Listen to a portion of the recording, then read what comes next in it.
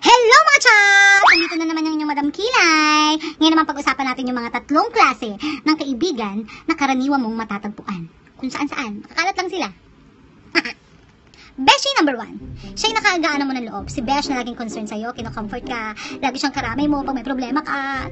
Perfect na perfect talaga to si Besh. I love you na. Ano magiging okay? Okay ka na eh. Yung jowa ko, binray ka ko. Nang dahil lang sa kopi ko. Kopi ko. Nang dahil sa kopi ko, binray ka ko. Beshi number 2. Yung beshi mo na ang hilig sumama sa lakaran, pero wala naman dalang bala. Magpapalibre din pala.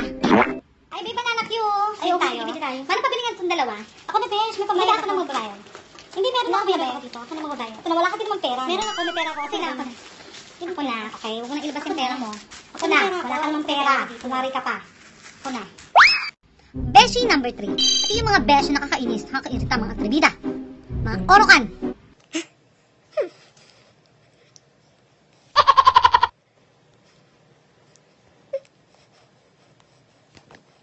Oy, Be, kumusta ka na? Oy, Be! Ito okay na ba? Dinilit mo ko sa Facebook. Ito lang kita i-delete sa Facebook. Ikaw kaya, bakit ka na i-delete? Ikaw kaya nag-delete sa akin. Eh, ikaw nag-delete nun, hindi ako.